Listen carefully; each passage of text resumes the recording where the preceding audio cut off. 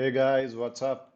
So this is our fourth chapter of class sixth NCERT science book and आज हम तीन chapter पढ़ेंगे continuously and बहुत ही छोटे छोटे टॉपिक्स हैं जल्दी जल्दी रिवाइज करते हैं, ठीक है? सो अगर आपको कोई भी डाउट होता है तो please let me no in the comment section below and let's start. Sorting materials into groups. यहाँ पे ना बहुत ही मतलब जार्गन कर रखा है, तो वी विल मैं आपके लिए थोड़ा सा सिंपल कर देता हूँ। इसमें क्या क्या क्या चीज़ें आती है, ठीक है? जैसे बहुत सारी चीज़ें होती हैं, उनमें डिफरेंट शेप्स होते हैं, डिफरेंट कलर होता है, as you have seen, look around yourself, ठीक है? तो हम क्या करते हैं, इनको मटेरियल्स में बांट लेते हैं। There can be of metals as well as non metals, ठीक है? हम इनको प्रॉपर्टीज में पढ़ते हैं कि क्या क्या इनकी प्रॉपर्टीज होती है, ठीक है? जैसे आपके जितने भी मेटल चीजें हैं, they produce lustre and all, ठीक है? ये दो तरह की प्रॉपर्टीज होती हैं। The first is your physical property and your chemical property. Physical property जो वो कैसा दिखता है या फिजिकली वो कैसा है, ठीक है? जैसे लस्टरस, सोनोरस एंड योर जैसे डेंसिटी तो केमिकल हो गई है, बट योर जैसे बहुत सारी प्रॉपर्टीज होती हैं, ठीक है? सो अगर हम फिजिकल प्रॉपर्टीज की बात करें तो इट्स सॉलिड, लिक्विड और सॉलिड और मतलब लिक्विड। जैसे आप बहुत सारे मेटल्स देखेंगे, they are generally solid, but except there are some they are liquid also like mercury, ठीक है? एंड योर अपीयरेंस अगर आप देखोगे, कॉपर, एल्यूमिनियम की ये बहुत ही ज्यादा शाइनी काइंड ऑफ होते हैं, ठीक है? Copper is of your like brownish colour and your aluminium is of silver colour, ठीक है? अगर आप एल्यूमिनियम की एक परत उतार देते हो ना, तो इट्स मोर शाइनियर, कॉज ऊपर एल्यूमिनियम के ऊपर एल्यूमिनियम ऑक्साइड जम जाती है, तो if you remove it it will shine more fine. So जैसे चौक वगैरह देखे होंगे आपने, चौक वगैरह डजेंट इवन शाइन, कॉज उनकी प्रॉपर्टी नहीं है वो, ठीक है? मेटल्स की प्रॉपर्टी होती है तो शाइन, ठीक है? एंड इफ दे अपीयर डल, तो हो सकता है कि वो मॉइस्चर वगैरह के कांटेक्ट में आके या किसी चीज और चीज की कांटेक्ट में आके उनके जो लेस्चर है वो कम हो गया हो, ठीक है?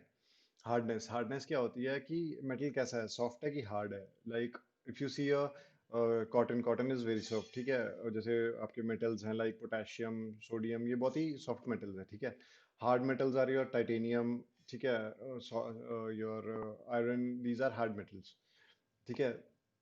सो दूसरी प्रॉपर्टी है सॉल्युबिलिटी की। सॉल्युबिलिटी मतलब कि कौन से सॉल्युबल है एंड कौन से, ये मेटल्स की बात नहीं हो रही, सबकी बात हो रही है कंप्लीटली। तो सॉल्युबल है और कौन सा सॉल्युबल नहीं है, like salt your is soluble in water and your iron is not soluble in water, ठीक है? एंड कुछ सब्सटेंसेस होते हैं जो जो इजीली सॉल्युबल हो जाते हैं, कुछ है जो नहीं मतलब काफी टाइम लेते हैं, ठीक है, घुलने में। एंड ये डिपेंड करता है उसकी प्रॉपर्टी पे, ठीक है? So as you can see कि आपने कभी भी सुना होगा कि तांबे की चीज में मतलब कुछ भी नींबू वगैरह जैसा नहीं रखना चाहिए, क्योंकि वो एसिड होता है, acid reacts with your metal, ठीक है? कॉपर के साथ रिएक्ट कर जाता है वो, ठीक है? एक प्रॉपर्टी है transparency. Transparency is how do you like how does the object looks like, if it you can सी, अगर जैसे ग्लास है, ग्लास के आप आर पार देख सकते हो, उसे कहते हैं ट्रांसपेरेंसी, ठीक है? अगर आप उसके आस पार आर पार नहीं देख सकते, थोड़ा सा कम विजिबल है मगर थोड़ा बहुत दिख रहा है, तो उसे कहते हैं ट्रांसल्यूसेंट, मतलब थोड़ा ट्रांसपेरेंट से थोड़ा कम। एंड अगर बिल्कुल नहीं दिख रहा, लाइक ब्लैक ग्लास है जिसके आस पार आर पार आप बिल्कुल नहीं देख सकते, तो इट्स ओपेक, ठीक है? तीन चार तरह के होते हैं, ट्रांसलूसेंट, ट्रांसपेरेंट एंड ओपेक। अगर आपको कोई डाउट होता है, please ask me in the comment section below. और ट्रांसलूसेंट आपने कुछ क्लासेस देखे होंगे, जैसे या कोई पेपर वगैरह शीट ले लो कोई, ठीक है? जो फाइल वगैरह की मिलती है, वो काइंड ऑफ ट्रांसलूसेंट होती है, क्योंकि उससे सब कुछ नहीं देख सकते क्लियर, बट दिखता है, ठीक है?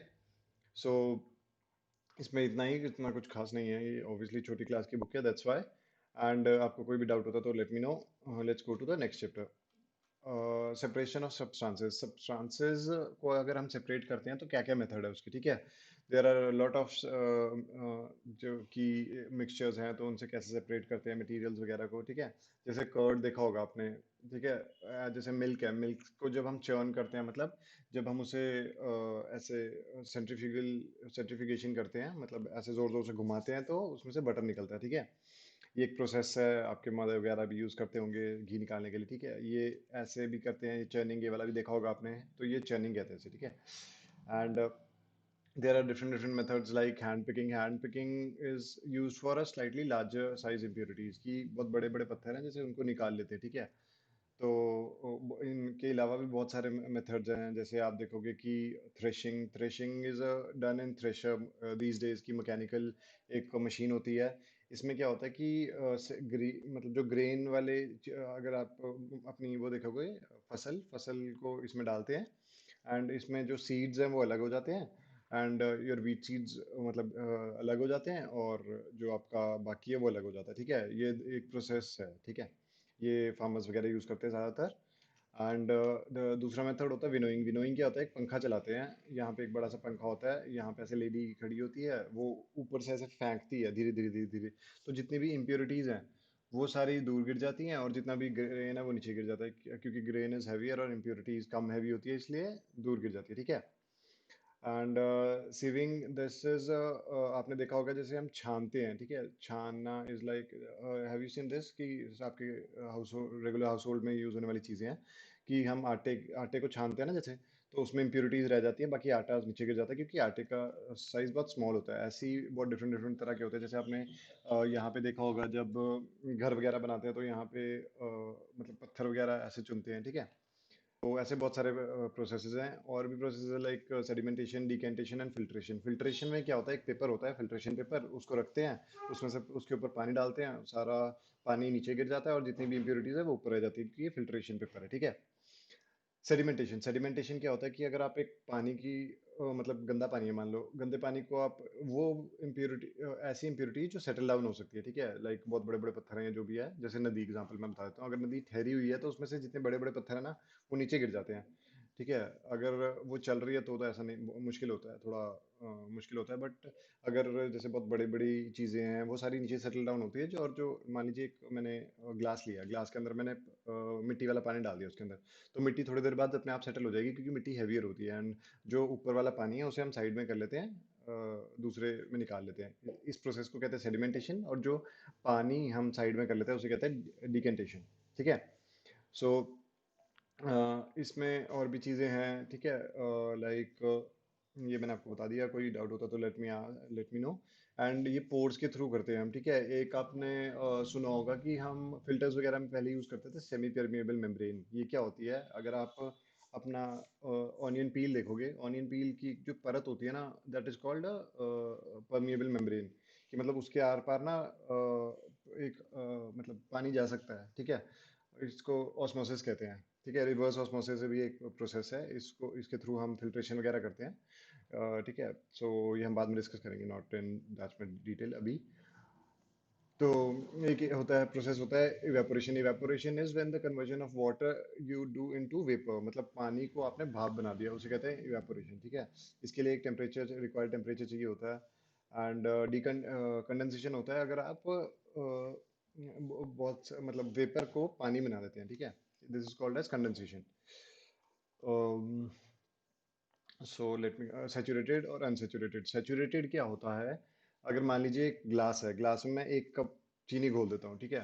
तो एक कप चीनी घुल सकती है, मगर अगर मैं एक और चम्मच भी डालूं तो वो नहीं घुल सकता, क्यों? क्योंकि वो अपने पीक पे पहुंच चुका है, कि इससे ज्यादा उसमें अमाउंट नहीं है कि उसे घोल सके। एक होता है सोल्यूट, एक होता है सॉल्वेंट, ठीक है। ये हम मैं आपको बाद में डिस्कस करूंगा, ये रहने दो। बट चलो, सैचुरेटेड क्या होता है कि जब आपने एक कप डाल दिया तो वो घुल गया, उससे ज्यादा नहीं घुल सकता, मतलब वो अपनी सेचुरेशन पे पहुंच गया, हाईएस्ट पे पहुंच गया, इससे ज्यादा नहीं घुल सकता, उसे कहते हैं सेचुरेशन, ठीक है। एंड अनसेचुरेटेड होता है कि अब इसमें और घुल सकता है, इसे कहते हैं अनसेचुरेटेड सॉल्यूशन, ठीक है। And the last chapter, changes around us. अब regular day to day life में हम बहुत सारे चेंजेस देखते हैं, ठीक है। The changes are of two types, reversible and irreversible. ऐसी कोई चीज जो आप करते हो और उसको वापस करा जा सकता है, ठीक है। जैसे रबर, एक रबर को खींच के आप उसी वापस एग्जैक्ट सेम साइज में आ सकता है, इसे कहते हैं, एग्जैक्टली तो सेम नहीं होता बट चलो वापस आ सकता है। This is called as reversible change. And irreversible change, जैसे मान लीजिए आपने एक अंडे से ऑमलेट बना दिया, तो ऑमलेट से वापस अंडा नहीं बन सकता। This is called as reversible irreversible change, ठीक है। सो इसमें बहुत सारी चीज़ें, एक्सपेंशन क्या होती है, अगर कोई भी चीज़ है, ठीक है, आप मतलब एक बलून ले लीजिए, बलून को अगर फुलाते हैं तो वो एक्सपैंड करता है, ठीक है। एंड कॉन्ट्रैक्ट मतलब इसका ऑपोजिट, अगर कोई भी चीज़ है तो अगर वो सिकुड़ जाती है उसे कहते हैं कॉन्ट्रैक्शन। ठीक है, सिकुड़ने को कहते हैं कॉन्ट्रैक्शन। बहुत ही इंपॉर्टेंट फैक्ट बताता हूँ। आपने ब्रिजेस वगैरह देखे होंगे। ठीक है, ब्रिजेस वगैरह में क्या होता है कि उसके बीच में जब भी आप जाते हो ना स्पीड में, उसमें छोटे छोटे बम्प्स आते हैं। कभी भी नोटिस करना, हमेशा एक बम्प्स आते हैं। वो बम्प्स का काम क्या होता है कि सर्दी गर्मी में ना कॉन्ट्रैक्शन और एक्सपेंशन होती है, तो वो टेम्परेचर के साथ जो रोड है वो एक्सपैंड भी करती है और कॉन्ट्रैक्ट भी करती है टेम्परेचर की वजह से। ठीक है, दैट्स वाई ब्रिजेस में ये छोटे से गैप दे रखे होते हैं, क्योंकि ब्रिजेस को डैमेज ना हो। अगर बिल्कुल सीधा ब्रिज बना देंगे ना तो ब्रिज जल्दी टूट जाएगा। ठीक है, सो रिमेंबर दैट। और इसमें कुछ खास नहीं है। ठीक है, कंट्रैक्शन, इवेपोरेशन मैंने आपको बता दिया, एक्सपेंशन बता दिया। मेल्टिंग क्या होता है, ऐसी कोई भी चीज़, जैसे आपने कैंडल देखी होगी, कैंडल का जो वैक्स है अगर वो सॉलिड से लिक्विड में ट्रांसफॉर्म करता है विद अगर हम मैं उसका टेम्परेचर बढ़ाऊं तो that is called as melting. So that's it, और इसमें कुछ नहीं था। So let's discuss the other chapters in the further videos. So thank you.